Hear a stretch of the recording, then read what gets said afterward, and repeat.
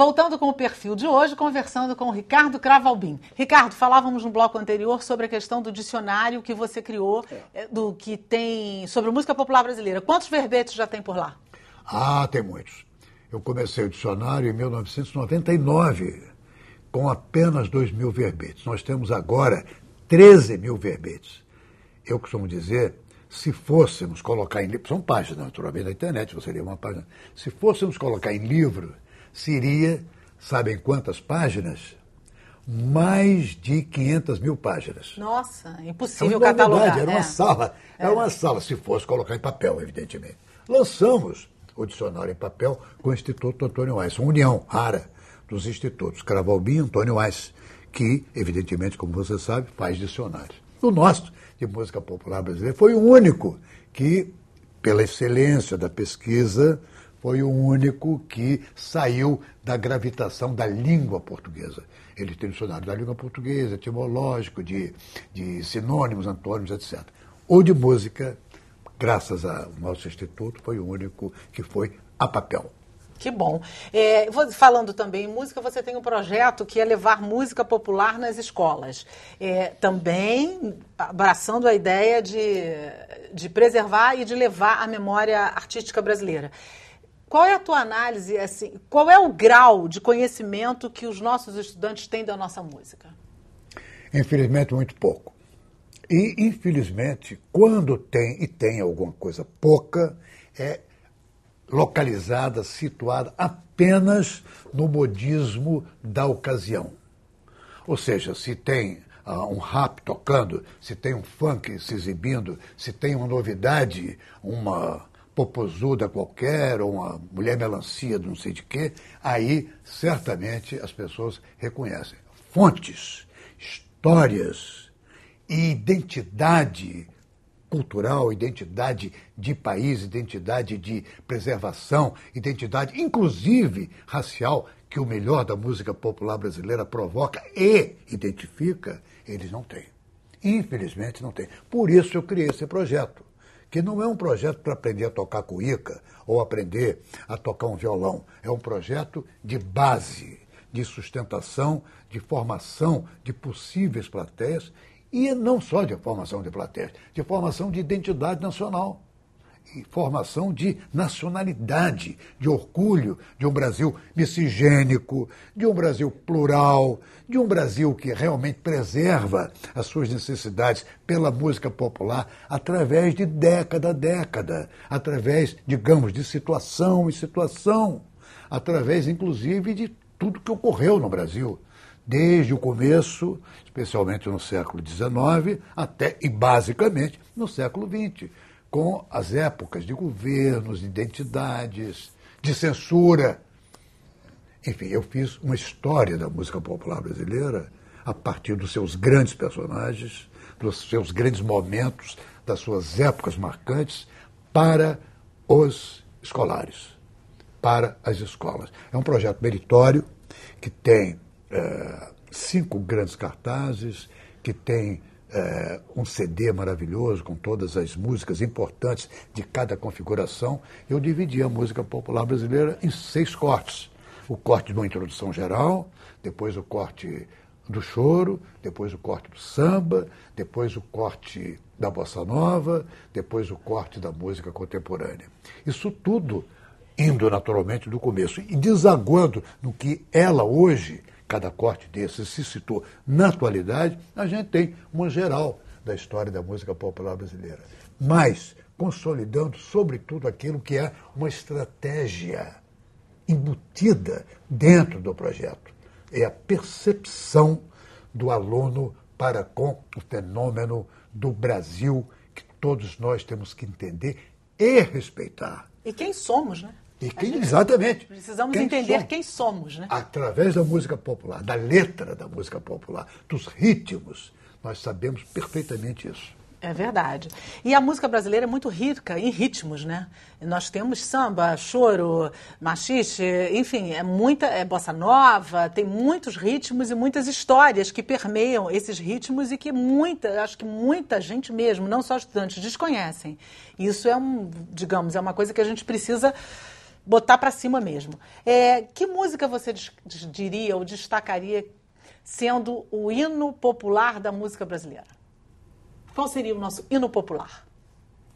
São muitos. Tentações, por exemplo, para lhe dizer Aquarela do Brasil, ou para lhe dizer Garota de Ipanema, ou para lhe dizer, inclusive, até coisas realmente mais antigas, como peças da Chiquinha Gonzaga.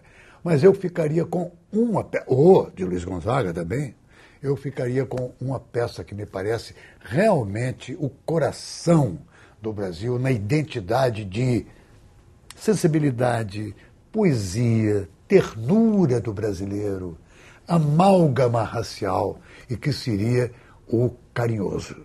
De Pixinguinha, um gênio, com o Braguinha, o João de Barro, outro gênio. Então é a confluência racial, é a confluência da ternura e da definição do temperamento brasileiro, especialmente carioca. Portanto, eu ficaria com o meu coração bate feliz. Quando te ver. Quando te ver. É isso aí. Nós somos, como falamos agora, temos uma miscigenação na nossa música, inclusive ela reflete na música porque tem, como falamos, muitos ritmos, muitos sons. Isso qualitativamente é positivo sob o seu ponto de vista? Eu acho positivo, sim. Eu acho muito positivo.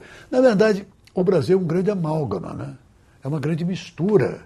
Aliás, os grandes sociólogos, Gilberto Freire, Luiz da Câmara Cascudo, todos eles convergem nisso, que o país é um país que deglute bem e digere bem e mistura melhor ainda.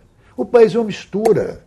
E a grandeza desse país está exatamente nisso. Por que é que a Argentina não emplaca? Porque é um país apenas branco, nunca se amestiçou.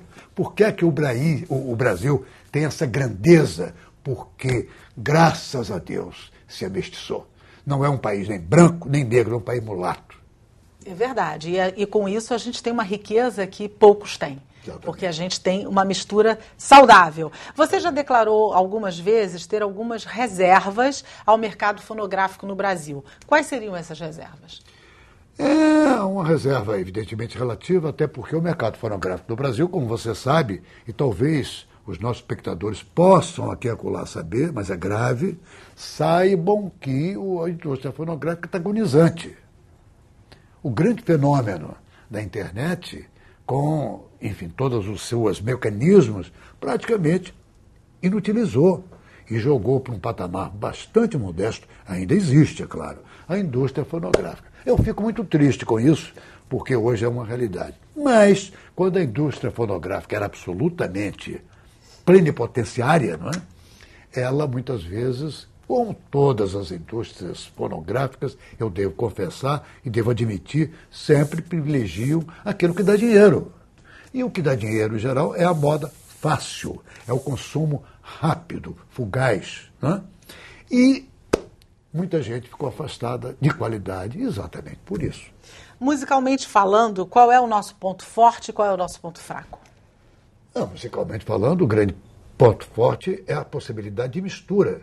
Eu, inclusive, no nosso MPB nas escolas, eu defino muito claramente isso, porque é naturalmente um projeto que vai direto para os meninos, para os jovens, adolescentes, sobretudo, e eles precisam entender que nós, pelo menos, que estamos estudando e passando a grandeza da música popular para ele, nós, o Instituto Cravalbim, que dá esse projeto, entende que a grande mistura admite tudo, inclusive rap, funk. Tem hoje um grande sucesso nas fraldas, não apenas sociais das grandes cidades, eram apenas fraldas das favelas e dos ambientes mais pobres de cada cidade do Brasil. Hoje são disseminados e estão, é claro, fazendo toda uma possibilidade de mistura, de não mais uma coisa que veio com as raízes exclusivamente norte-americanas, de onde eles realmente vieram, né?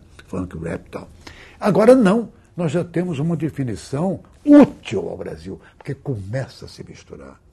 É esse milagre, é essa mistura que realmente é a grandeza da música e do país igualmente, Rogéria. É verdade. Que palpite você arriscaria para o futuro da música popular brasileira? É um futuro de mistura, eu insisto muito nisso. É o futuro de mistura. É claro que tudo isso decorre, ainda não está consolidado, né? O que a gente hoje tem de ritmos brasileiros, quando eu digo ritmos brasileiros dentro do país, é o majoritário, evidentemente, né? Claro. Eu, por exemplo, não gosto de certos raps, aliás, a maioria, e funks também a maioria, mas gosto muito daquilo que eu gosto de ouvir, que é uma outra estrutura. É a bossa nova. Qual é o gênero que você mais gosta? Não, eu gosto, adoro chorinho, que não se deve chamar chorinho, que se deve chamar simplesmente de choro. Os chorões não gostavam da palavra chorinho, que é um diminutivo, que talvez seja uma coisa meio diminutiva desprezível. É choro. Portanto, eu gosto do choro, gosto naturalmente dos meus colegas de geração, né? E tenho que gostar. Chico Buarque, Caetano, Gil, Ivan Lins, Roberto Menescal, João Bosco, e eu não vou nem citar muitos, porque alguns deles podem estar ouvindo. Vão ficar com ciúmes depois, vão ficar com ciúmes depois. Eu retiro tudo que citei. É isso aí. Você, como sempre, muitas frentes e também como escritor. Você lançou alguns livros que eu acho que são muito relevantes e que a gente mostre. Esse aqui, Driblando a Censura, foi um livro que você fez, evidentemente, como o nome diz, para dar dicas sobre esse momento. O que você fala nesse livro aqui, Ricardo? Não, nesse livro eu juntei os meus pareceres na luta contra a censura, que me custou 10 anos indo a Brasília a cada mês. Isso foi entre 79 a 89, até porque a censura, mesmo depois do governo da redemocratização, o primeiro governo depois da ditadura, que foi de Zé Sarney, a censura continuou.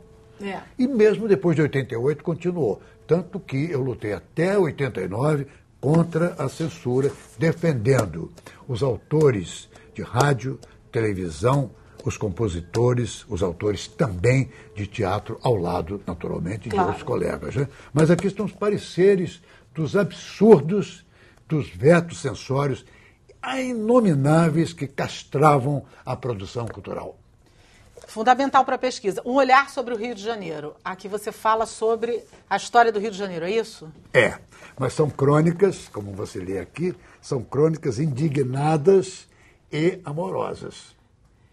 Por que indignadas também? Indignadas pelos malfeitos que fizeram ao Rio de Janeiro. Não vou citar aqui prefeitos, mas há muitos malfeitos.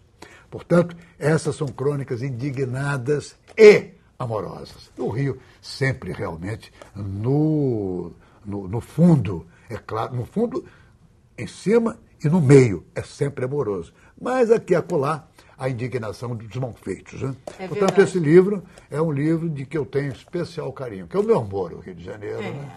É a sua paixão. É a paixão. MPB, a Alma do Brasil, esse aqui também é fantástico, é um livro importantíssimo para a história. Esse sobre Vinícius de Moraes. Por que você decidiu fazer um Vinícius de Moraes? Porque... exclusivo, assim, já que temos outros tantos. O Vinícius de Moraes, porque quando nós lutamos no Instituto Cultural Cravalbim, lutamos durante 3 anos ao lado do embaixador Jerônimo Moscato, a Fundação Alexandre Guzmão, a Fundação de Excelência do Itamaraty.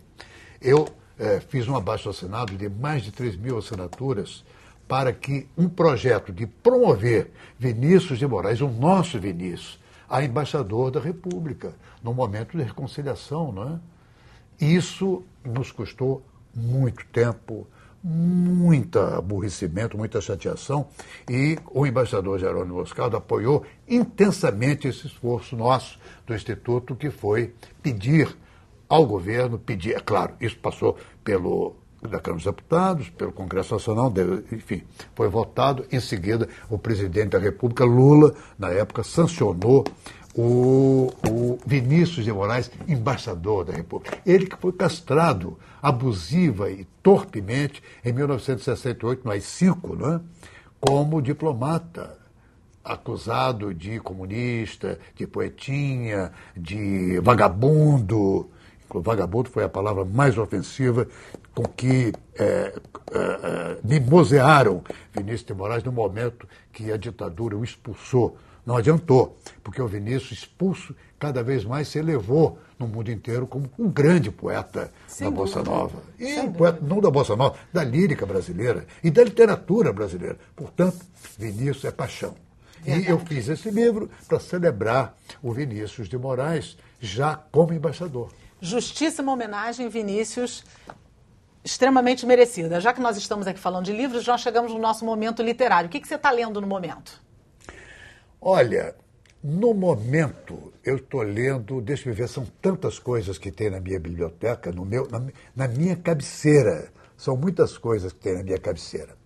Deixe-me ver. Eu estou lendo poesias. Um livro que é muito bonito, recordando naturalmente a poesia, um livro de um colega meu, que é o meu secretário, o primeiro secretário na Academia Carioca de Letras, que é o Adriano Spínola. É um poeta cearense e que faz uma poesia muito bonita. E é um livro muito bonito. Se chama O Sol Incandescente. E é um livro recém-lançado e eu fiquei muito entusiasmado. E estou lendo o livro dele. E também leio muito história, né? O título é lindo, diga-se de passagem. É. Já é um título sugestivo. E a gente vai indicar hoje Bambi, Félix Salten. É um clássico que está sendo relançado agora e que vale a pena ler. Muito interessante. Ricardo, foi um enorme prazer conversar com você. É sempre muito, muito bom. Antes da gente terminar o nosso programa, o seu aplauso vai para aqui ou vai para quem? O meu aplauso vai para um pedido. Eu peço, já que estou falando na TV Alerj, eu peço aos nossos deputados que encampem e possam saber o que é e especialmente espalhar pelo estado do Rio de Janeiro, pelos municípios do Rio de Janeiro, esse projeto, o projeto MPB nas escolas, que pretende, como de fato já está sendo muito bem sucedido, onde foi aplicado, pretende dar esse prêmio de conscientização, de identidade cultural aos adolescentes do estado do Rio de Janeiro. E a sua indignação vai para aqui ou vai para quem? Agora? Bom, é melhor não falar. É melhor não falar porque são tantas indignações aqui e acolá, não é? Eu fico muito preocupado com o que está acontecendo com o país hoje, o que todos nós, né?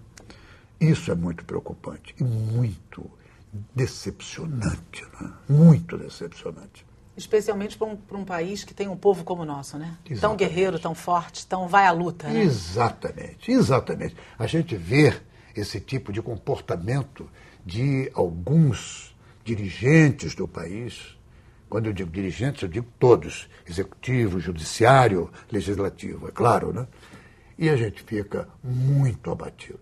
É verdade, mas a gente também, ao mesmo tempo, precisa ter a esperança de que pessoas como você, que fazem acontecer, nos deixam um rastro de respiro para o futuro.